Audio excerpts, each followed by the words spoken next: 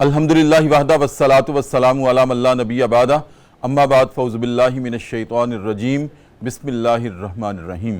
السلام علیکم ناظرین، صبح کی پرنور ساعتوں میں public news TV channel پر پروگرام صدائے قرآن لے کر ڈاکٹر محمد طاہر مصطفیٰ آپ کی خدمت میں حاضر۔ ناظرین کرام، آج پروگرام میں جو ہمارا سبق ہے قرآن کریم کا چھٹا پارہ ہے، سورہ المائدہ ہے اور آیت نمبر 62 اور 63 اس کے موضوعات ہماری گفتگو کا حصہ ہوں گے۔ تو آئیے ناظرین کرام، سب سے پہلے آج کے سبق کی ہم تلاوت سماعت کرتے ہیں امام حرمین شریفین قاری عبدالرحمن السدیس کی آواز میں۔ بسم اللہ الرحمن الرحیم۔ اے ہمارے حبیب، آپ دیکھتے ہیں کہ ان میں سے یعنی اہل یہود میں سے اکثر لوگ گناہ اور ظلم و زیادتی کے کاموں میں خوب سرگرم رہتے ہیں اور حرام کے مال کھانے میں بھی ذرا گریز نہیں کرتے۔ بہت برے اعمال ہیں جو یہ لوگ کرتے ہیں۔ ان کے علماء اور مشائخ بھی ان کو گناہ کا کام کرنے، گناہ کا کلام کرنے سے نہیں روکتے اور حرام بھی کھانے سے نہیں روکتے۔ بہت ہی برا کام ہے جو یہ لوگ کر رہے ہیں۔ ناظرین کرام، آج یہ ہمارا سبق ہے پروگرام صدائے قرآن میں۔ جیسے میں نے عرض کیا، سورہ مائدہ کی صرف 2 آیات ہیں، آیت نمبر 62 اور 63۔ ناظرین کرام، تناظر تو عہد رسالت کا ہے اور مخاطب اہل یہود ہیں، لیکن کلام اللہ کی جو رہنمائیاں ہیں اور کلام اللہ کی جو سچائیاں ہیں، یہ صرف ایک عہد تک نہیں ہیں بلکہ قیامت تک کے لیے ہیں، اور قیامت تک کی انسانیت کے لیے یہ روشن چراغ جو آج ہمارے پاس جلتے ہیں پورے عالم کو منور کرتے رہیں گے۔ ناظرین کرام، ارشاد یہ ہے کہ اہل یہود میں سے بہت سے لوگ ظلم اور زیادتی کا شکار رہے۔ نبی کریم صلی اللہ علیہ وسلم کو مخاطب کر کے بتلایا جا رہا ہے، ماضی کے قصے بتائے جا رہے ہیں، ماضی کے حالات سے آگاہ کیا جا رہا ہے، اور پھر ناظرین کرام یہ بھی ارشاد فرمایا ہے اللہ رب العزت نے آج کے سبق میں کہ اے ہمارے حبیب، طرفہ تماشا تو یہ ہے کہ یہ لوگ تو ظلم و زیادتی کے کام میں مبتلا تھے ہی اور ہیں بھی، عہد رسالت کی بات ہے، لیکن اس پر بھی تماشا یہ ہے کہ ان کے جو مشائخ ہیں اور علماء ہیں وہ بھی زبانیں بند کیے بیٹھے ہیں، وہ بھی ان کو نہیں روکتے۔ انبیاء کا کام تو ہے، انبیاء تو اپنا کام سر انجام دیتے ہیں، اور تمام انبیاء نے حضرت آدم علیہ السلام سے لے کر ختم المرسلین صلی اللہ علیہ وآلہ وسلم تک انبیاء نے اپنے فرائض نبھائے اور اس طرح سے نبھائے جس طرح نبھانے کا حق تھا، لیکن اس کے بعد العلماء ورثۃ الانبیاء، علماء انبیاء کے مشن کے وارث ہوا کرتے ہیں۔ پھر عرض کروں گا، یہ صرف اس دور کی بات نہیں ہے، یہ آج کے دور کی بھی بات ہے۔ اللہ رب العزت نے ناظرین کرام یہاں ارشاد فرمایا کہ اہل یہود کے اکثر لوگ ظلم و زیادتی میں مبتلا رہے اور حرام کھانے میں مبتلا رہے۔ ناظرین کرام، یہاں جو اکثر کی ایک تخصیص اللہ رب العزت نے کر دی ہے، اس سے یہ بھی مراد ہے کہ سارے لوگ نہیں، اہل یہود میں سے بھی سارے لوگ نہیں تھے ایسے، اکثر ایسے کرتے تھے کہ گناہ کے کاموں میں، ظلم و زیادتی کے کاموں میں مبتلا رہتے تھے، حرام کھاتے تھے۔ تو میں عرض کروں گا ناظرین کرام، جیسے میں نے عرض کیا کہ کلام اللہ کی سچائیاں تو آج بھی ہمارے سامنے منطبق ہو رہی ہیں۔ اہل یہود میں سے اگر اکثر ظلم و زیادتی کام کرتے تھے، کیا آج ہم ظلم و زیادتی کے کام نہیں کرتے؟ بلکہ اکثر لوگ اس میں ہم مبتلا ہیں، اور ہم تو ظلم کو ظلم سمجھتے ہی نہیں ہیں، زیادتی کو زیادتی سمجھتے نہیں ہیں، گالی کو گالی سمجھتے نہیں ہیں، اہانت کو اہانت سمجھتے ہی نہیں ہیں، بلکہ ہم تو بڑے آسان الفاظ میں کسی کی اہانت بھی کر دیتے ہیں، کسی پر ظلم بھی کر دیتے ہیں، کسی کو برے نام سے بھی پکار دیتے ہیں، اس کی عزت بھی خاک میں ملا دیتے ہیں، ہم ذرا نہیں چونکتے، اور پھر حرام بھی کھاتے ہیں جیسے اہل یہود کھاتے تھے۔ کیا آج ہم حرام نہیں کھاتے؟ کیا کسی کا استحصال نہیں کرتے؟ کیا کسی کا حق نہیں مارتے؟ خونی رشتے تک اس میں احتیاط نہیں کرتے۔ ناظرین کرام، دکھ تو یہ ہے، اور پھر جیسے اس دور میں اس عہد میں اہل یہود کے مشائخ اور علماء موجود تھے، کیا آج ہمارے پاس مشائخ اور علماء موجود نہیں ہیں؟ اللہ رب العزت نے آج کے سبق میں فرمایا وہ نہیں روکتے تھے ان کو۔ کیا آج مشائخ اور علماء اپنا جو فرض ہے، ناظرین کرام سوالیہ نشان ہے، کما حقہ ادا کر رہے ہیں؟ ایک سوال ہے، میں یہ نہیں کہتا وہ نہیں کر رہے ہیں، لیکن کما حقہ کر رہے ہیں کہ جس سے انسانیت ظلم و زیادتی سے پاک ہو جائے، حرام کھانے سے باز آ جائے۔ کیا آج خانقاہوں میں، آج مساجد میں منبر رسول سے یہ آواز اٹھتی ہے؟ بلکہ ہم تو یہ بھی سنتے ہیں منبر رسول سے کہ اس کے پیچھے نماز نہیں ہوتی، اس کے پیچھے نماز نہیں ہوتی۔ ہم فروعی اختلافات میں ایک دوسرے کے دشمن بن گئے ہیں، جبکہ یہ اختلاف کائنات کا حسن ہے، علمیت کا حسن ہے، لیکن ہم نے اسی حسن کو بگاڑ کے رکھ دیا اور انسانیت کو بگاڑ کے رکھ دیا اور ایک دوسرے کے خون کے پیاسے ہو گئے ہیں ہم۔ ناظرین کرام، میں یہاں عرض یہ کروں گا کہ اللہ رب العزت نے بطور خاص بات کی ہے کہ ان کے ربانیین اور احبار وہ نہیں روکتے تھے۔ اس سے مراد اس دور کے مشائخ اور علماء ہیں۔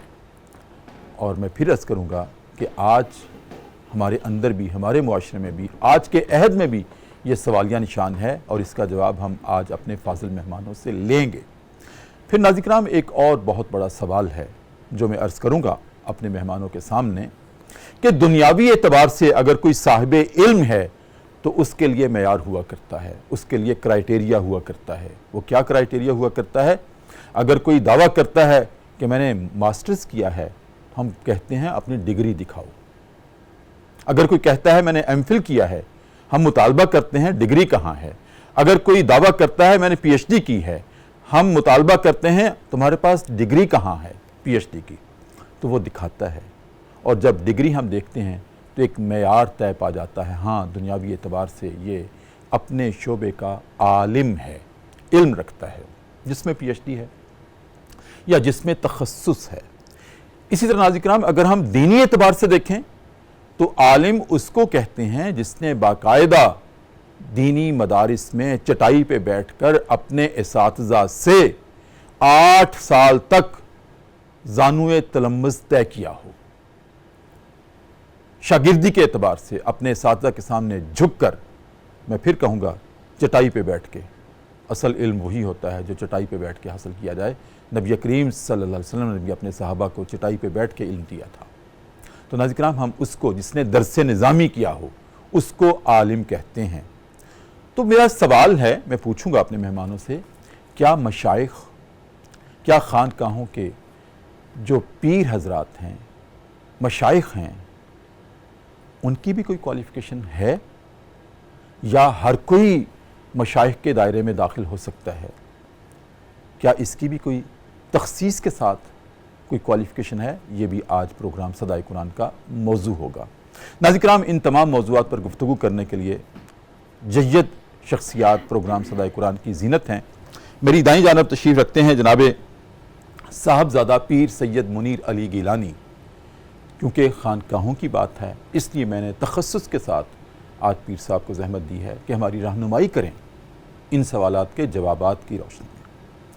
ناظرین کرام جناب صاحبزادہ پیر سید منیر علی گیلانی آپ سجادہ نشین ہیں خانقاہ حضرت پیر نبی شاہ گیلانی میاں میر لاہور کے۔ ماشاءاللہ آپ اسکالر بھی ہیں، دانشور بھی ہیں، بڑی اعتدال کے ساتھ گفتگو کرتے ہیں، خوبصورت گفتگو کرتے ہیں، پروگرام صدائے قرآن کا مستقل حصہ ہیں۔ السلام علیکم ورحمۃ اللہ۔ وعلیکم السلام ورحمۃ اللہ۔ کیسے مزاج؟ الحمدللہ۔ اور ناظرین کرام میری بائیں جانب تشریف رکھتے ہیں آپ کے جانے پہچانے مفتی صدائے قرآن۔ اللہ رب العزت نے صدائے قرآن کو ایک مفتیوں کی ماشاءاللہ ایک لڑی عطا کی ہے، ایک قوس قزح عطا کی ہے، ایک کہکشاں عطا کی ہے، اور اسی کہکشاں کا ایک خوبصورت رنگ جناب مفتی غلام یاسین نظامی۔ ماشاءاللہ آپ مفتی بھی ہیں، عالم بھی ہیں، خطیب بھی ہیں، ادیب بھی ہیں، تجزیہ نگار بھی ہیں، انگریزی میں بھی کالم لکھتے ہیں، اردو میں بھی کالم لکھتے ہیں، بہت خوبصورت گفتگو کرتے ہیں. السلام علیکم ورحمۃ اللہ. وعلیکم السلام ورحمۃ کیسے اللہ. مزاج؟ الحمدللہ. ٹھیک ہے. سردار صاحب کیسے مزاج ہیں؟ الحمدللہ خیریت سے ڈاکٹر ہیں؟ صاحب اللہ کا شکر. بہت اہم اور حساس پروگرام تھا آج کا، جس کے لیے آپ کو زحمت دی، اور مقدمہ میں نے آپ کے سامنے رکھا. تناظر تو اہل یہود کا ہی ہے، جی جن کے بارے میں اللہ رب العزت نے بات کی ہے کہ ان کی سرگرمیوں کا مرکز و محور ظلم، زیادتی اور گناہ کے کام اور حرام کھانا، یہ تخصیص کے ساتھ اللہ رب العزت نے بیان کیا ہے.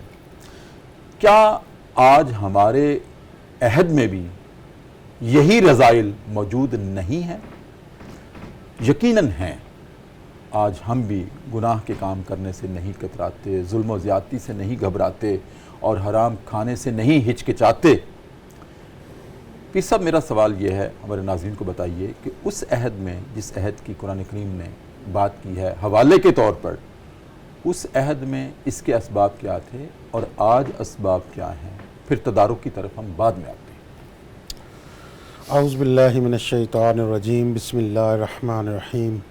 اللہم صلی علی سیدنا و مولانا محمد وعلی آل سیدنا و مولانا محمد وبارک وسلم علیہ.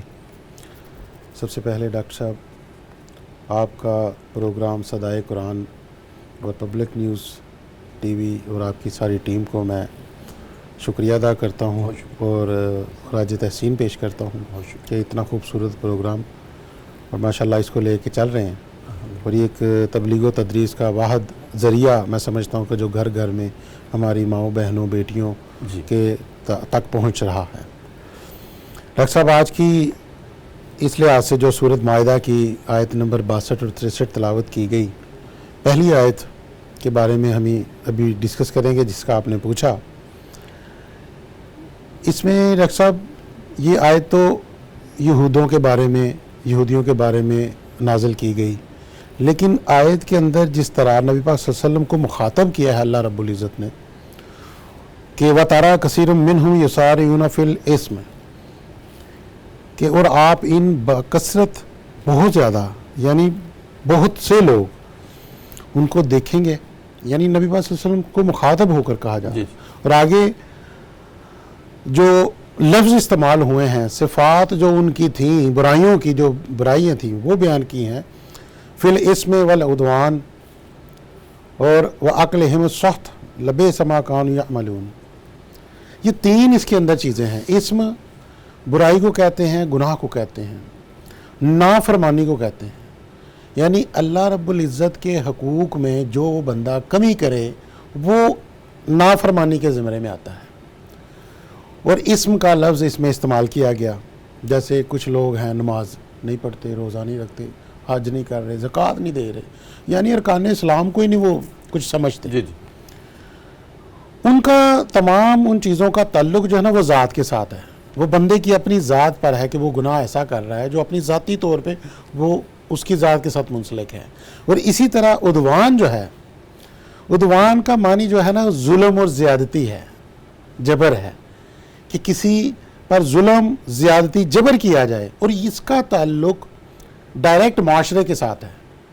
یعنی وہ اسم جو ہے وہ ذات کے ساتھ ہے، اپنی ذات کے ساتھ، اور عدوان کا تعلق معاشرے کے لوگوں کے ساتھ ہے، افراد کے ساتھ ہے. ٹھیک. اس کے اوپر اور اس کے ساتھ ساتھ جو اللہ رب العزت نے فرمایا اکلہم السحت، کہ حرام خوری جو کر رہے ہیں، حرام مال کمانا، حرام کھانا اور حرام کرنا، یہ تینوں برائیاں ہیں جو کہ اللہ رب العزت نے اپنے محبوب کو بتائیں کہ تم ان کو دیکھیں گے کثرت میں یہ کرتے ہیں. آپ کی اجازت ہو تو میں مفتی صاحب کو بھی شریک گفتگو کروں. جی مفتی صاحب، آپ کیا فرمائیں گے اسی تناظر میں؟ بسم اللہ الرحمن الرحیم. سب سے پہلے تو دینی تقاضے کے پیش نظر آپ کا بہت بہت شکریہ. حضور اللہ پاک آپ کا اقبال بلند فرمائے. آپ کو، آپ کے پروگرام کو، پروگرام سے وابستگان تمام افراد کو دنیا و آخرت کی سعادتیں عطا فرمائے. بلا شبہ ہمارے لیے یہ بہت بڑی سعادت ہے. حضور نے فرمایا خیرکم من تعلم القرآن وعلمہ. قرآن سیکھنا اور سکھانا یہ اللہ کے ہاں انتہائی فضیلت والا عمل ہے، اور وہ لوگ بھی انتہائی فضیلت والا عمل ہے جو اس فریضے کو ادا کرنے کی کوشش کرتے ہیں. اللہ پاک کی جناب میں دعا ہے کہ ہماری کوششوں کو اپنی بارگاہ میں قبول و منظور فرمائے۔ دو آیتیں آج کے ہمارے اس پروگرام کا موضوع ہیں، آیا مبارکہ 62 اور 63۔ سب سے پہلے تو میں یہ عرض کروں گا، سیدنا عبداللہ بن عباس فرماتے ہیں، تفسیر کشاف کے اندر انہوں نے اس بات کو لکھا ہے، یہ جو آیا مبارکہ 63 ہے نا، اس کے حوالے سے آپ فرماتے ہیں کہ قرآن عزیز کی یہ سخت ترین آیا مبارکہ ہے۔ اللہ اللہ اور امام ضحاک وہ فرماتے ہیں کہ میرے نزدیک اس سے زیادہ خوف دلانے والی کوئی آیا مبارکہ نہیں ہے۔ اللہ اب اس سے اندازہ لگایا جا سکتا ہے کہ یہ آیات مقدسہ اور ان آیات مقدسہ کے اندر جو مضامین ہے وہ کس قدر اہمیت کے ہم بالکل ایک بات۔ دوسری بات یہ ہے کہ امت محمدیہ کا یہ فریضہ ہے نیکی کا حکم دینا اور برائی سے منع کرنا، اور یہ فریضہ جو ہے یہ تمام کی تمام امتوں کا بھی ہے، یہود و نصارہ سے تعلق رکھتے ہوں یا پہلے والی جتنی بھی قومیں ہیں، ان تمام کی جو بنیادی تعلیمات ہیں ان کے اندر یہ بات لازم ہے کہ آپ نے لوگوں کو نیکی کا حکم دینا ہے اور برائی سے منع کرنا ہے۔ دیکھیے قرآن عزیز کے اندر جہاں امت محمدیہ کی افضلیت کو بیان کیا گیا، وہاں پر یہ بیان کیا گیا ہے کہ تمہاری افضلیت کا معیار یہ ہے کہ تم نیکی کا حکم دیتے ہو اور برائی سے منع کرتے ہو۔ تو بیسیکلی بنیادی طور پر یہ والا موضوع جو ہے وہ ان دونوں آیات مقدسہ کے اندر بیان کیا گیا ہے۔ دو باتیں ہوگی۔ تیسری بات یہ ہے کہ اگر ہم ان دونوں آیات مقدسہ کو دیکھیں، پہلی آیا مبارکہ میں اللہ رب العزت نے عوام کی بات کی ہے، اور دوسری آیا مبارکہ میں اللہ رب العزت نے خواص کی بات کی ہے۔ خاص کے اندر علماء بھی ہیں اور مشائخ بھی ہیں۔ احبار سے مراد صوفیہ، مشائخ، اور ربانیون سے مراد علماء کرام ہے، وہ دونوں مراد ہیں۔ اب یہاں پر یہ بات غور طلب ہے جس کی طرف آپ نے اپنے مقدمہ کے اندر اشارہ بھی فرمایا ہے۔ دیکھا جائے نا، ہمارا دین ہمیں اس بات کی تعلیم دیتا ہے کہ علماء کرام پر واجب ہے نیکی کا حکم دینا اور برائی سے منع کرنا، اور یہ واجب جو ہے وہ مشائخ اعظام پر بھی ہے۔ اگر وہ اس فریضے کو ادا نہیں کرتے تو وہ بھی گناہ کے مرتکب ہوتے ہیں، صحیح، وہ بھی اس معاشرے کے ساتھ بذات خود، یعنی جو گناہوں کا ارتکاب ہو رہا ہے وہ بھی اس کے اندر برابر کے شریک ہیں۔ تیسری بات اس آیا مبارکہ کے اندر یہ ہے کہ جو اللہ کے پیارے رسول نے بتا دی ہے، بیان وَتَرَى كَثِيرًا مِّنْهُمْ، آپ نے واضح لفظوں میں فرما دیا ہے، یعنی ان گناہوں کی طرف صرف چند لوگ نہیں جائیں گے، بہت سارے لوگ جائیں گے۔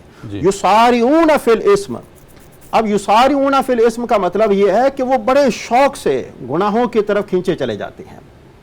جس طرح کہ قبلہ پیر صاحب نے بتایا کہ اسم کا تعلق بندے کی اپنی ذات کے ساتھ ہے، اور عدوان کا تعلق، اس کی حد یہ ہے کہ اس کا تعلق دوسرے افراد کے ساتھ ہے۔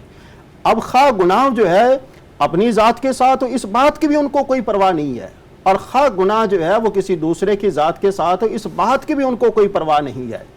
اور تیسری چیز جو اس کے اندر بیان کی گئی ہے وہ یہ ہے وَأَكْلِهِمُ السُّحْتَ، اور وہ حرام کا ارتکاب کر رہے ہیں۔ دیکھا جائے نا، اس آیا مبارکہ میں بنیادی طور پر اللہ پاک نے جو مدینہ منورہ کے یہود تھے ان کی مذمت میں اس آیا مبارکہ کو نازل کیا ہے۔ اب جس طرح کہ آپ نے اپنے انٹرو کے اندر بیان فرمایا کہ قرآن عزیز کی آیات کی جو تعلیمات ہیں یہ عالمگیر تعلیمات ہیں، یہ ہر زمانے کے لیے ہیں۔ اگر خاص طور پر دیکھا جائے تو ان کے لیے، لیکن عمومی طور پر دیکھا جائے تو قرآن عزیز کی ساری آیات مقدسہ ہماری ہدایت اور ہماری رہنمائی کے لیے ہے۔ آج کے زمانے میں دیکھا جائے تو ہم بھی اپنے ہاں ان چیزوں کو بکثرت پاتے ہیں، دیکھتے ہیں کہ لوگ جو ہیں وہ گناہوں میں اس قدر غرق ہو چکے ہیں، اور لوگ جو ہیں وہ دوسروں کو بھی گناہوں میں مبتلا کرنے کی کوشش کرتے ہیں، اور اس کے اندر بڑے ادب سے عرض ہے جی علماء مشائخ کی بارگاہ میں کہ ان کا فریضہ، وہ اپنے فریضے سے کمی اور غفلت اور کوتاہی سے کام لے رہے ہیں، ان کو چاہیے تھا کہ اس کے اندر بڑھ چڑھ کر حصہ لیتے۔ علامہ قرطبی نے یہاں پر ایک بڑی خوبصورت بات لکھی ہے۔ آپ فرماتے ہیں اللہ پاک نے ایک فرشتے کو حکم دیا کہ فلاں بستی جو ہے اس کو تباہ و برباد کر دیا جائے۔ فرشتے نے آگے سے عرض کیا یا رسول اللہ اس کے اندر تو ایک نیک آدمی بھی رہتا ہے۔ اللہ پاک نے فرمایا وہ نیک آدمی جو ہے وہ عبادت اور ریاضت کر رہا ہے تو اپنے لیے کر رہا ہے، اس کی آنکھوں کے سامنے شریعت کے احکام کی خلاف ورزی ہو رہی ہے، اور اس خلاف ورزی پر اس کے چہرے کا رنگ تک تبدیل نہیں ہو رہا، تو ہمیں ایسے اس کو آدمی بھی عذاب میں مبتلا ہمیں ایسے آدمی کی کیا ضرورت ہے؟ تو بنیادی طور پر دیکھا جائے علماء اور مشائخ کی یہ ذمہ داری ہے کہ اس فریضے کو ادا کریں۔ اب دیکھا جائے نا اس فریضے کو وہ ادا کیوں نہیں کرتے، اس کی وجہ کیا ہے؟ دنیا کا حرص، خواہشات نفسانیہ۔ اللہ پاک نے فرمایا کہ اس فرض کو ادا کرنے کے لیے نہ تو تمہارے پاس کسی وقت کی قید ہے اور نہ ہی تمہارے پاس کسی شخص کے پاس کہ آپ نے فلاں کے پاس یہ فریضہ ادا کرنا ہے اور فلاں کے پاس یہ فریضہ ادا نہیں کرنا۔ خواہ عوام ہوں خواہ خاص ہوں، ہر ایک کے سامنے آپ نے اس فریضے کو ادا کرنا ہے۔ اگر ادا کریں گے تو آپ کا شمار امت محمدیہ میں ہوگا، وگرنہ پھر آپ کو سوچنا پڑے گا امت محمدیہ کی افضلیت کا دار و مدار جو ہے وہ تو اسی بات پر ہے، نیکی کا حکم دینا اور برائیوں سے منع کرنا۔ اگر ہم نہیں کر رہے تو مطلب یہ ہے کہ ہم اللہ رب العزت کی نافرمانی کے مرتکب ہو رہے ہیں، اور آج ہم جو گناہوں کی دلدل میں دستے چلے جا رہے ہیں اس کی بنیادی وجہ بھی یہی ہے کہ ہم اس فریضے کو انجام دینے میں کمی اور کوتاہی سے کام لے رہے ہیں۔ جی بالکل ٹھیک مجھ میں تو عرض کروں گا آپ کی گفتگو سے ہی کنسیو کر کے کہ عبادت کا اللہ رب العزت کے ہاں ہر عبادت کا کوئی نہ کوئی وقت اور یوم مقرر ہے۔ بہت خوبصورت بات۔ نماز بہت دن میں 5 اوقات، بے شک فجر، ظہر، عصر، مغرب، عشاء، اور روزہ سال میں 1 مہینہ 11 مہینے کے بعد آتی ہے، زکوٰۃ بھی سال کے بعد، حج بھی سال کے بعد۔ لیکن میں سمجھتا ہوں بے شک شاہ صاحب مصعب 2 عبادات ایسی ہیں جن کے لیے کوئی وقت کی قید نہیں ہے، جی میں یہ لکھنے کوئی یوم کی قید نہیں ہے، کوئی وقت کی قید نہیں ہے۔ وہ 2 عبادات کون سی ہیں؟ نبی کریم صلی اللہ علیہ وسلم پر درود و سلام بھیجنا اور امر بالمعروف و نہی عن المنکر کرنا۔ ماشاءاللہ۔ بے شک بے شک۔ آپ کی اجازت سے ایک وقفہ لیں۔ ذرا نوازی ذرا نوازی۔ ناظرین کرام، بہت خوبصورت گفتگو ہے اور وقفہ ہے پروگرام صدائے قرآن میں۔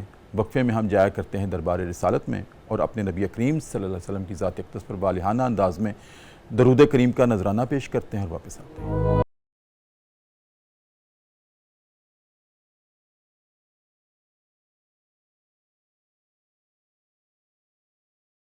وقفے کے بعد ناظرین کرام دوبارہ آپ کی خدمت میں حاضر ہیں۔ صبح کی پر نور سے آتے ہیں، public news TV channel ہے، ہمارا پروگرام ہے صدائے قرآن۔ یہ وہ پروگرام ہے ناظرین کرام جو کہ الحمدللہ رب العالمین الحمد سے جس کا آغاز ہوا تھا، سورہ فاتحہ سے آغاز ہوا تھا، پھر اس کے بعد ہر آیت سے، ہر لفظ سے، ہر حرف سے ہم صدائے قرآن دیتے چلے آ رہے ہیں۔ اب جس کے جی میں آئے وہی پائے روشنی، ہم نے تو دل جلا کے سرے عام رکھ دیا۔ ناظرین کرام، آج ہمارا موضوع ہے سورہ المائدہ ہے اور آیت نمبر 62 اور 63۔ بڑی اہم آیات ہیں جو کہ مفتی صاحب نے یہ بھی ارشاد فرمایا کہ مفسرین کہتے ہیں یہ کلام اللہ میں سب سے سخت ترین سوچنے سمجھنے پر آمادہ کرنے والی آیات ہیں، غور کرنے والی آیات ہیں۔ ہم کہاں ہیں، کہاں ہونا چاہیے تھا۔ پیر صاحب آپ کی طرف حاضر ہوں۔ بڑی خوبصورت آپ نے ابتدا کی، مفتی صاحب نے اس پر روشنی ڈالی، آپ کی بنیاد پر انہوں نے عمارت تعمیر کی، آج کے سبق کی۔ میں عرض کروں گا کہ جیسے اللہ رب العزت نے حوالہ دیا کہ گناہ کے کام، ظلم و زیادتی کے کام، حرام کھانے کے کام، اللہ رب العزت نے کہا ہے کہ اہل یہود کے احبار اور ربانیون اس کے بارے میں لاپرواہ ہوئے رہے۔ میں سمجھتا ہوں کہ ٹھیک آج کے ایسے نہیں ہے۔ اسی میں میرا دوسرا سوال یہ ہے جس پہ آپ ہماری رہنمائی کریں کہ مفتی صاحب نے اپنی گفتگو کا اختتام اس پہ کیا تھا کہ رسپانسیبل ہیں علماء اور مشائخ۔ میں چاہتا ہوں آپ ارشاد فرمائیں، گناہ کے کاموں سے، ظلم و زیادتی سے باز رکھنے کے لیے، حرام کھانے سے باز رکھنے کے لیے علماء اور مشائخ کا پھر رول کیا ہے، ذمہ داریاں کیا ہیں؟ کیا وظائف بتا دینے سے ظلم و زیادتی جڑ سے ختم ہو سکتی ہے؟ میں عرض کیا کرتا ہوں کہ کیا اشک بہانے سے کٹی ہے شب ہجراں؟ اللہ واہ واہ کیا کوئی بلا صرف دعاؤں سے ٹلی ہے؟ واہ واہ۔ ارشاد فرمائیں۔ ڈاکٹر صاحب بہت خوبصورت آپ نے آغاز میں بھی بہت اچھی بات یہ کی کہ جو عصر حاضر میں جو موجودہ حالات میں معاملات جس طرح کے ظلم و جبر، زیادتیاں اور گناہ کے ہیں، اسی طرح یہودوں کے بارے میں یہ کہا جا رہا تھا۔ تو ہمارے علماء کا اور مشائخ کا کردار کیا ہے؟ وہ کیا کر رہے ہیں؟ ڈاکٹر صاحب سب سے پہلے بات یہ ہے کہ اس وقت جو موجودہ عصر حاضر کو اگر میں دیکھوں تو نفسا نفسی کے عالم میں ہر بندہ پہنچ چکا ہے. اگر علماء حضرات کو دیکھیں گے تو وہ بھی اپنے اس اخلاص کے ساتھ اپنی ڈیوٹی کو ادا نہیں کر رہے جس طرح کرنی چاہیے. میں عرض کروں گا کہ یہاں بھی کیونکہ کلام اللہ نے بھی تخصیص کی ہے اکثر جو گناہ گار اور ظلم و زیادتی کرنے والے ہیں اکثر. اس کا مطلب یہ ہے نہیں تھوڑے سے لوگ ایسے ہیں جو صالحیت کے دائرے میں آتے ہیں. بے شک. اور میں عرض کروں گا کہ علماء بھی سارے ایسے نہیں ہیں جو کہ اپنی ذمہ داری نہیں نبھا رہے. بے شک بے شک آپ درست فرما رہے ہیں بالکل. لیکن اکثر ہم مشاہدہ کرتے ہیں. بے شک ڈاکٹر صاحب یہی میں عرض کرنے والا تھا کہ اللہ رب العزت نے دونوں کو خطاب کیا ہے، ربانیون کا اور احبار کا. ربانیون رب والے، اللہ والے، جو صوفی ہیں، پیر ہیں، درویش ہیں، جو روحانیت کے اوپر اپنے جود و زہد و تقوی کے اوپر اپنی پوری تگودو کر کے تو دین کی اسلام کی تبلیغ کے لیے لوگوں کی تربیت کرتے ہیں. اسی طرح علماء بھی ہیں، وہ بھی اسی طرح ہی کر رہے ہیں. لیکن وہی آپ کی بات کہ اکثر کا لفظ استعمال ہے تو اس لحاظ سے دیکھا جائے سب کو ہم یہ نہیں کہتے، نہ سارے مشائخ کو کہتے ہیں نہ سارے علماء کو کہتے ہیں، لیکن وہ اپنی نفسا نفسی کے عالم میں ہیں، دنیا داری کی اپنی دکانداریاں سجائے بیٹھے ہیں. میں کھل کے بات کروں گا تو وہ دکانداریاں چلا رہے ہیں. اگر اخلاص کے ساتھ اگر بندہ طے کر لے، میں کہتا ہوں کہ اگر 75% بھی ہمارے مشائخ اعظام اور علماء اکرام سچے دل کے ساتھ اگر دین کی تبلیغ کرنا شروع کر دیں تو امر بالمعروف و نہی عن المنکر کا اصل حق ادا اس وقت ہوگا. یہ اسی وجہ سے آج ہم یہاں تک پہنچ چکے ہیں کہ آپ پوری دنیا کا عالم انسانیت کا آپ دیکھ لیں، فلسطین میں کیا ہو رہا ہے، پاکستان میں کیا ہو رہا ہے، مسلم ممالک کے ساتھ کیا ہو رہا ہے. ظلم و تشدد اسی وجہ سے کہ ہمارے کردار کے اندر کمی ہے، ہمارے عملوں کے اندر کمی ہے. ہم جو ہماری اللہ رب العزت نے اور اس کے محبوب نے جو ڈیوٹی لگائی ہے اس ڈیوٹی کو ہم اخلاص کے ساتھ نہیں کر رہے. ہم روٹی کپڑا مکان کے چکر میں پڑ گئے ہیں، ہم اپنی ذاتیات کے اوپر پڑ چکے ہیں. شاہ صاحب مجھے ایک الجھن میری حل کریں. آپ خانقاہوں سے تعلق رکھتے ہیں، آپ بھی سجادہ نشین ہیں. مجھے یہ سمجھائیں کہ جب خانقاہوں پہ عرس ہوتا ہے یا گیدرنگ ہوتی ہے تو آپ بھی اتفاق کریں گے کہ اللہ کے علاوہ کسی بھی ذات کو، بے شک وہ نبی ہو، علی ہو، ولی ہو، بے شک اس کو سجدہ عبادت بھی حرام ہے بے شک اور سجدہ تعظیمی بھی حرام ہے. بے شک. تو جب خانقاہوں پہ یہ سجدہ ریزی ہوتی ہے کیوں نہیں کہتے اپنے مقربین کو، اپنے جو ان کے ساتھ منسلک ہیں، ان کے حلقے میں ہیں، اپنے مریدین کو کیوں نہیں کہتے آپ کہ یہ حد ہے، یہ شرک ہے، یہ اللہ کے لیے روا ہے؟ کیوں نہیں کہتے؟ ہم کیوں دیکھتے ہیں سجدہ ریزی کو؟ ڈاکٹر صاحب آپ نے درست فرمایا، اور یہ تو چیزیں ہیں ہی، اس کے ساتھ ساتھ خرافات بھی بہت ہیں. ہاں، جو جس وجہ سے جو سب یہ شرک جس کو اللہ نے ظلم عظیم کہا ہے، میں تو ابھی صرف اس کی بات کی بس. اور میں آپ کو بتاؤں اگر ہم اسلاف کی اولیاء اعظام کی تاریخ کو میں کہتا ہوں اگر ایک شیخ، جی اگر ایک پیر محترم اپنے مریدین کو یہ کہہ دیں کہ یہ حد ہے، میں کہتا ہوں لاکھوں کو شفا حاصل ہو جائے گی، لاکھوں کی اصلاح ہو جائے گی، لاکھوں کا تزکیہ ہو جائے گا.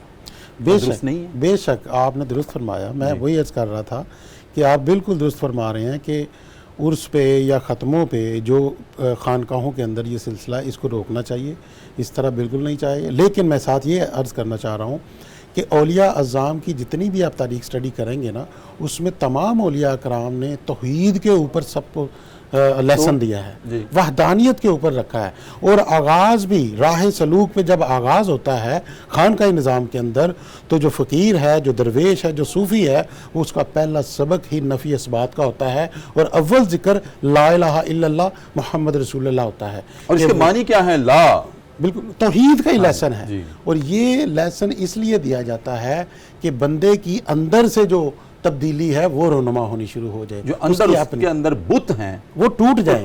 بالکل بالکل. اور وحدانیت کی حقیقت پر وہ آ جائے. مصطفیٰ کیا فرمائیں گے؟ جی میں کبرا پیر صاحب کی بات سے بالکل ایگری ہوں. میں ان کی بات میں نا دو باتوں، میری بات سے ایگری نہیں؟ نہیں آپ کی بات سے بھی ایگری ہو جائے، یہ تو سوال ہی پیدا نہیں ہوتا کہ آپ کی بات سے ایگری نہ ہوا جائے. اللہ پاک آپ کا اقبال بلند پر رکھے. آپ ہمارے سروں کے تاج ہیں جی. جیتے رہیں. اچھا یہاں پر ان دو آیات کے اندر نا ایک تو عوام کے حوالے سے بات کی گئی ہے اور دوسری خاص کے حوالے سے بات کی گئی. اچھا اس کے اندر ایک اور بڑی اہم بات ہے. دیکھا جائے نا عبادات اور معاملات ان کی قبولیت کا دار و مدار کس بات پر ہے؟ یہاں پر وہ دونوں باتیں بیان کی گئی ہیں. پہلی بات آپ نے کسی کو اذیت نہیں دینی، عدوان کے اندر اس چیز کو بیان فرمایا. دوسرے نمبر وَأَكْلِهِمُ السُّحُتِ، آپ نے حرام سے اپنے آپ کو بچانا ہے. اگر ہم چاہتے ہیں خواہ عوام ہوں خواہ خاص ہوں، اگر ہم چاہتے ہیں ہماری عبادات اللہ کی بارگاہ میں مقبول ہوں، پھر ہمیں اپنی زندگی کا یہ معمول بنانا چاہیے. اور وہ معمول کیا ہے؟ ہمیں چاہیے کہ ہمارے ہاتھ اور زبان سے کسی کو کوئی تکلیف نہ پہنچے. دوسرے نمبر پر ہم حرام چیز کے مرتکب نہ ہوں، جس طرح کہ یہاں پر بیان کیا گیا ہے. اور یہ والی دیکھیں وَأَكْلِهِمُ السُّحُتِ آیا مبارکہ 62 کے اندر بھی ہے، وَأَكْلِهِمُ السُّحُتِ اور آیا مبارکہ 63 کے اندر بھی ہے. دونوں کو اس بات کی تاکید کی گئی ہے اور ہمیں اس بات کا درس دیا گیا ہے کہ اگر تم چاہتے ہو تمہاری عبادات اور معاملات مقبول ہوں، پھر تمہیں ان چیزوں سے اپنے آپ کو بچانا ہوگا. اور آپ نے اپنے سوال کے اندر ایک بڑی خوبصورت بات کی ہے. ہمارا آج کے زمانے میں زیادہ تر زور وظائف پر ہے. جی عزیزان محترم، بڑے ادب سے عرض ہے، وہ وظائف کارگر کیسے ہو سکتے ہیں جب آپ کی زبان سے کسی کو اذیت دی جا رہی ہوگی، جب آپ مال حرام کے مرتکب ہوں گے. ارے بھئی مال حرام کا اگر کوئی مرتکب ہو تو حدیث پاک کی روشنی میں 40 دن تک تو اس کی دعا قبول نہیں ہوتی اور اس کی عبادات قبول نہیں ہوتی، تو تمہارے وظائف جو ہیں وہ کہاں سے قبول ہوں گے؟ سب سے بڑا وظیفہ یہ ہے کہ آپ اپنی زندگی کا معمول بنا لیں، ہماری زبان سے ہماری ہاتھ سے کسی کو تکلیف نہیں پہنچے گی. دوسرے نمبر پر خواہ عوام ہیں خواہ علماء ہیں یا مشائخ ہیں، ان کو اپنی زندگی کا یہ معمول بنانا چاہیے کہ ہم مال حرام کے مرتکب نہیں ہوں گے.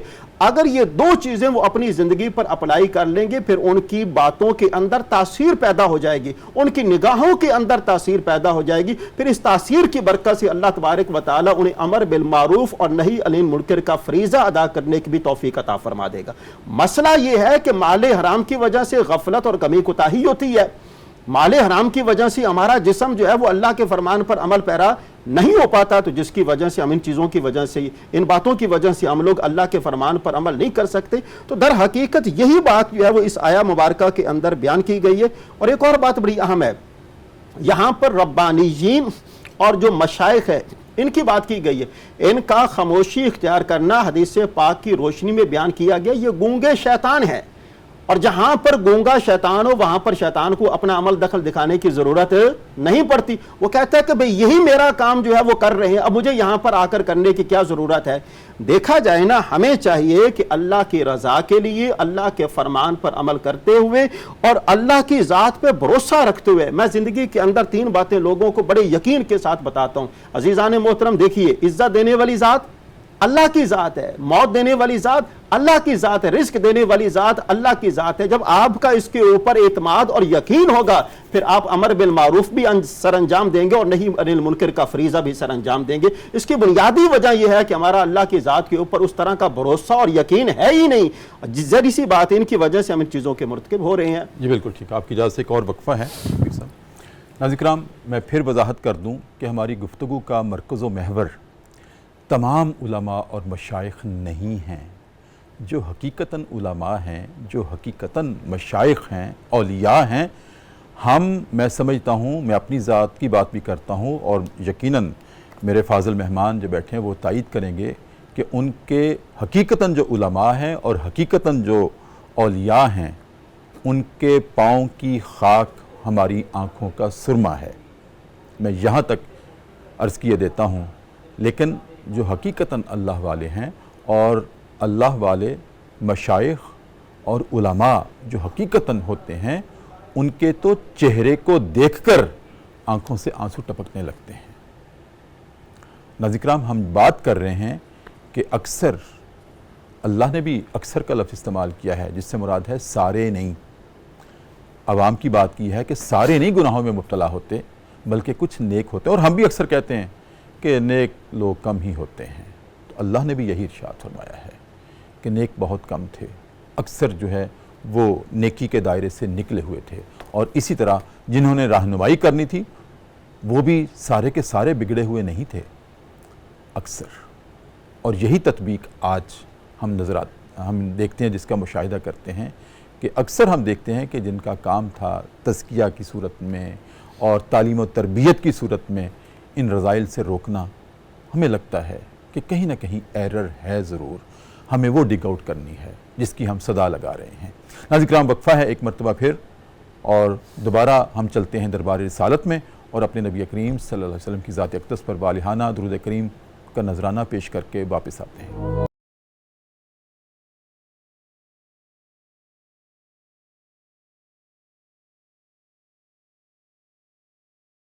وقفے کے بعد ناظرین کرام دوبارہ آپ کی خدمت میں حاضر ہیں. صبح کی پر نور سے آتے ہیں، public news TV channel ہے، ہمارا پروگرام ہے صدائے قرآن.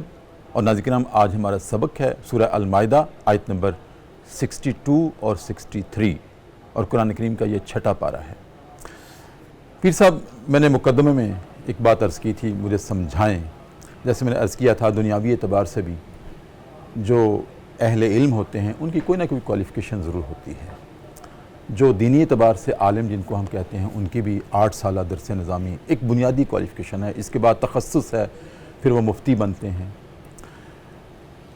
کیا مشائخ کی بھی کوئی کوالیفیکیشن ہے، یا کوئی بھی کسی مقام پہ بھی جھنڈا لگا لے تو وہ شیخ بن جاتا ہے؟ جی ڈاکٹر صاحب، آپ نے بہت اچھا یہ کویسچن کیا ہے. ڈیفینیٹلی سب کی جو کوالیفیکیشن ہوتی ہے تبھی وہ ایک مقام پہ پہنچتا ہے، اور یہ اللہ کا قانون ہے کہ جس بندے نے جو اپنی محنت کرنی ہے اس کا رزلٹ اس کو ملنا ہے. کچھ ظاہری طور پر علماء جیسے آپ فرما رہے ہیں 8 سال کی وہ کر کے تو اس کو وہ سند دی جاتی ہے. اسی طرح خانقاہ نظام کے اندر جو صوفیزم کے اندر تصوف میں ہم دیکھتے ہیں نا، تو تصوف میں راہ سلوک کے اوپر جب بندہ اپنی سٹرگل شروع کرتا ہے تو اس کی پہلی سٹرگل شریعت ہوتی ہے، اور وہ راہ سلوک کی 4 منازل ہیں. اس 4 منزل میں شریعت ہے، طریقت ہے، معرفت ہے اور حقیقت ہے. شریعت پر اس نے پورے اپنی شرح کو کمپلیٹ کرنا ہے اور اس کے ساتھ چلنا ہے، اور طریقت اس کو اڈاپٹ کر کے اس پر عمل اس طرح کرنا ہے جس طرح اس کو اللہ کی جو نورانیت ہے، روحانیت ہے، وہ اس کو حاصل ہو جائے. اب شریعت اور طریقت کے ساتھ ساتھ جب وہ بندہ چل رہا ہوتا ہے تو اس کو انسان سے مسلمان سے مومن کا درجہ، مومن کے درجے سے صاحبان تقویٰ کا درجہ، صاحبان تقویٰ کے درجے سے اہل تصوف کے اندر وہ آ جاتا ہے. جب صوفیزم کے اندر آتا ہے تو پھر وہ اپنے قلوب کو اور اپنے تزکیہ نفس کے لیے کام کرنا شروع ہوتا ہے. جو نفی اسبات کی میں بات کر رہا تھا، حضرت سیدنا شیخ عبدالقادر جیلانی فرماتے ہیں کہ تزکیہ نفس جو ہے نا وہ تلاوت کلام پاک سے ہوتا ہے، ذکر اللہ سے ہوتا ہے اور روزے سے ہوتا ہے. آپ روزے سے رہیں. اس طرح ایک یہ پوری منزل ہے کہ وہ طریقت کو پاتا ہے، پھر معرفت کو پاتا ہے. جیسے جیسے وہ اپنی سٹرگل کرتا چلا جاتا ہے، اللہ رب العزت اس کو مقامات دیتا چلا جاتا ہے. اب وہ روحانی طور پہ جب ذکر و اذکار کر رہا ہے تو اس کو تزکیہ نفس بھی حاصل ہو رہا ہوتا ہے اور تصفیہ قلب بھی عطا ہو رہا ہوتا ہے. جب تزکیہ اور تصفیہ تسلسل جاری رہتا ہے، اس کے اندر بندے کے اندر پھر ایک عشق اور محبت کی آبیاری ہوتی ہے، شجر کاری شروع ہو جاتی ہے. اس حالات میں جب وہ بندہ آگے چاہ رہا تو پھر اس کو اللہ رب العزت درجات عطا کر رہا ہوتا ہے. جب وہ کسی کو دعا دے رہا ہوتا ہے تو وہ بندے کو دعا لگ رہی ہوتی ہے.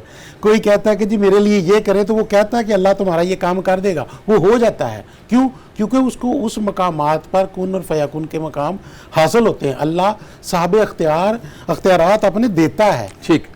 اور یہی نصاب ہے جو ہم سمجھتے ہیں کشف المحجوب کو اگر اسٹڈی کریں اس میں بھی یہی. جی مفتی صاحب کیا ارشاد فرمائیں گے؟ پروگرام کے آخری لمحات ہیں. جی میں تو ایک ہی بات عرض کروں گا کہ یہ کہاں کا کرائیٹیریا ہے کہ پیر کا بیٹا جو ہے وہ پیر ہوگا، عالم مولوی کا بیٹا جو ہے وہ مولوی ہوگا.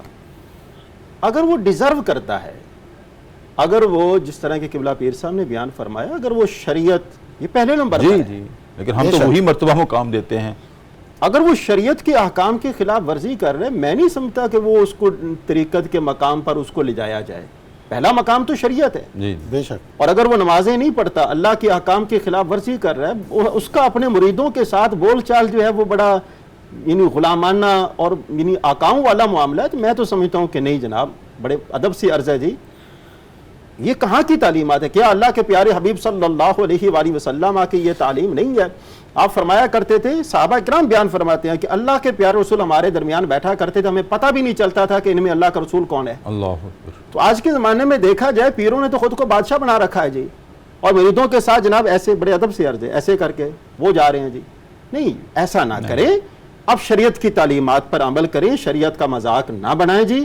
سب سے پہلے شریعت ہے، اور جو پیر جو ہے وہ شریعت کی تعلیمات پر عمل نہیں کرتا، یا جو عالم ہے وہ بھی شریعت کی تعلیمات پر عمل نہیں کرتا، بڑے ادب سے عرض ہے وہ عالم اور پیر کہلانے کا حقدار نہیں ہے۔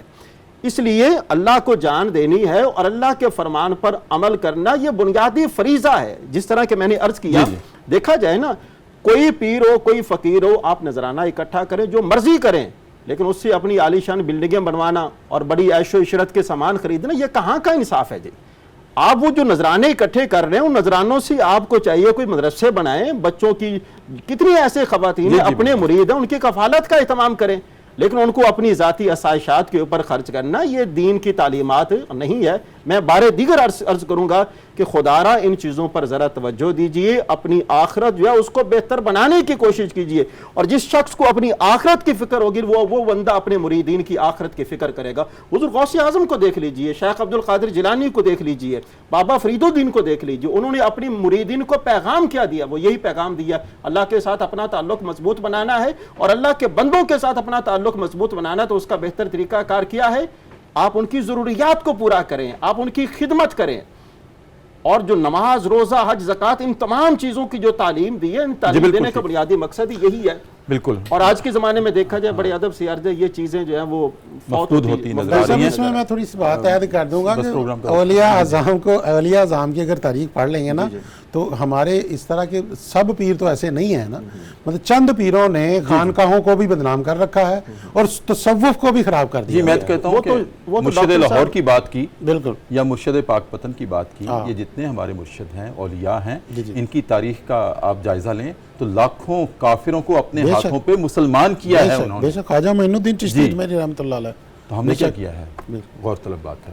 ناظرین کرام، اسی کے ساتھ پروگرام صدائے قرآن آج اپنے اختتام کو پہنچتا ہے، لیکن میں عرض کروں کہ آج کے پروگرام میں ایک مرتبہ پھر ہم نے دعوت دی ہے جناب محمد نوید اکرم کو، وہ آئیں گے ابھی اور آپ کے سامنے بارگاہ رسالت مآب صلی اللہ علیہ وسلم میں اپنے منفرد لہجے میں مدینے سے بلاوا آ رہا ہے کلام پیش کریں گے۔ اور اس کے ساتھ ناظرین کرام اپنے میزبان ڈاکٹر محمد طاہر مصطفیٰ کو اجازت دیجیے، اپنا بہت خیال رکھیے، اللہ حافظ۔ مدینے سے بلاوا آ رہا ہے، مدینے سے بلاوا آ رہا ہے، میرا دل مجھ سے پہلے جا رہا ہے، میرا دل مجھ سے پہلے جا رہا ہے، اور شب فرقت سے دل گھبرا رہا ہے،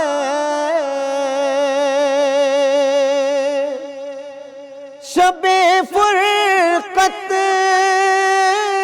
سے دل گھبرا رہا ہے،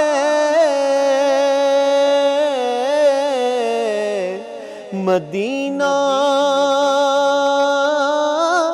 آپ کا یاد آ رہا ہے، مدینہ آپ کا یاد آ رہا ہے،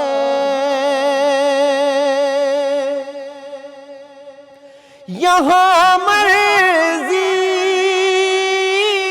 نہیں چلتی کسی کی،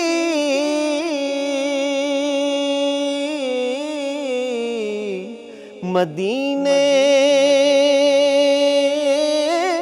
والا ہی بلوا رہا ہے،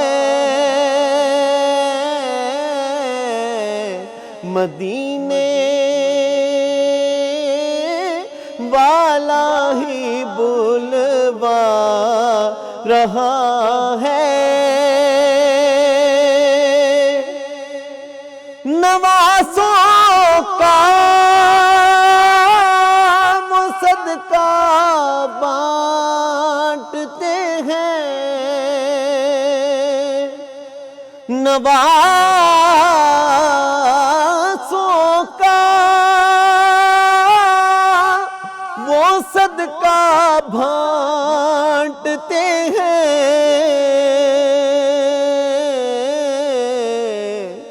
زمانہ ان کا صدقہ کھا رہا ہے، زمانہ ان کا صدقہ کھا رہا ہے، مدینے سے بلاوا آ رہا ہے، میرا دل مجھ سے پہلے جا رہا